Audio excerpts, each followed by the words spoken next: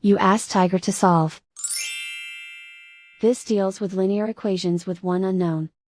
The final result is x equals 3. Let's solve it step by step. Simplify the expression. Break up the fraction. Find the greatest common factor of the numerator and denominator.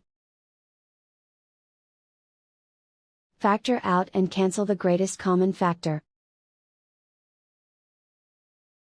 Simplify the fraction. Group all x terms on the left side of the equation. Subtract 5x from both sides. Group like terms. Simplify the arithmetic.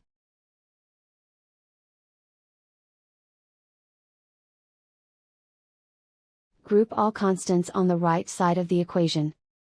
Subtract 3 from both sides. Simplify the arithmetic.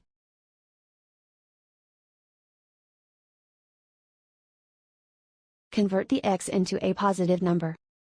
Multiply both sides by -1.